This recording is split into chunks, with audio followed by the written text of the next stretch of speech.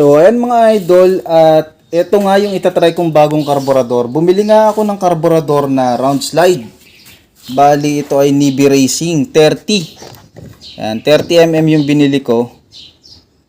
Ayan. Ngayon i-install ko siya dito sa aking Raider 150. Ayan, bali nakalagay ko dati SWR. Kaso sa katandaan na niya, hindi na siya pwede. Nakailang beses ko na siyang bilhan ng mga repair kit. Kasi nag-ano na siya nag-overflow siya palagi. Kaya ngayon, bumili na ako ng bagong carb. At yun naman yung i-install natin dito. So, bali ngayon, ang ginawa ko dito sa aking Uma Racing throttle, ayan, luman-luma na. Kinailangan kong magputol. Ayan, ito yung pinutol ko. Ayan, para maging swak siya doon sa carb na to. Kung sa flat slide, saktong-sakto lang tong quick throttle na to. Pero dahil round slide na yung gagamitin ko, kaya kailangan pahabain ko tong kable. So ngayon, install na natin. So ayan mga idol, naikabit ko na nga itong quick throttle dito sa ating Nibi na carb. Dapat ganyan yung kalalabasan mga idol. Sagad siya sa baba. Konti na lang dapat yung nakaawang yan. Sa likod kung makikita nyo, ayan siya. Halos sarado na siya. Ano yan? Sagad yan sa baba niya. Ayan. Pakita ko ulit sa inyo kasi nagbawas pa ulit ako ng isa. Ang nangyari, sinagad ko siya doon sa wala ng thread. Ayan. Para maging eksakto siya doon. Ngayon naman mga idol, eto. Aalisin ko na yung lumang carb. Ayan, guting ko na to. Ayan siya. Pakita ko sa inyo kung gano'n na siya kaluma. Ayan. Bali, matagal din yung pagsisilbi niyang ginawa o pagtulong sa akin. Pero syempre tatabi ko pa rin yan dahil baka sakaling magawa ko pa rin ng paraan. Ayan. Pero ngayon, ito na talaga yung ating ikakabit.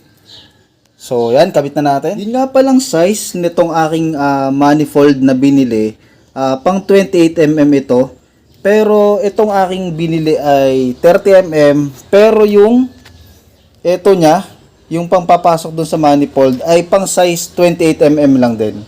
Yan, bali, tinanong ko rin muna sa seller yan bago ko siya binili. At nakita ko naman nga na swak naman nga ito doon. So, ngayon, ikabit na natin. Ayan mga idol, na ikabit ko na siya.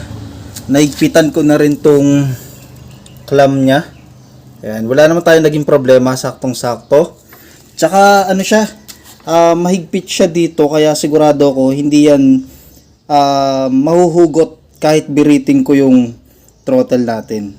So ngayon naman kakabit ko na tong sa fuel niya, tapos kakabit ko na rin tong yung plunger or yung piston niya. Mga idol, naikabit ko na tong kanyang sa plunger. Tapos naikabit ko na rin yung fuel, yung sa fuel niya.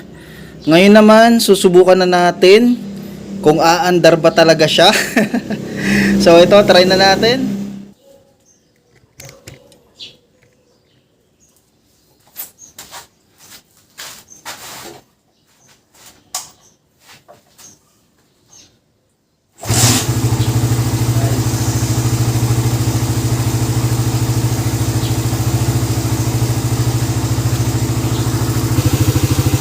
So ayan mga idol, one click. Mukhang maganda. One click lang, napandar na natin. Tingnan natin yung idle. Hindi siya magalaw, sakto lang sa 1.5. Try pa ulit natin laruin yung silinyador mga idol. Birit-biritin natin.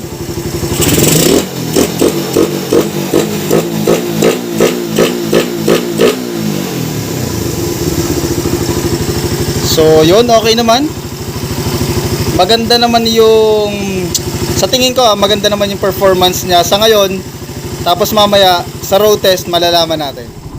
So ayan mga idol, dito na ako sa pagro-road testan ko para mai-drive test na nga natin kung maganda talaga tong Nibi carb. Ayan, hindi ko na nilagay yung cover dito, yung batok na, para Mamaya titingnan ko kung mahuhugot ba siya pag binirit ko. So ito, try na natin. Drive test na natin habang hindi pa maraming sasakyan.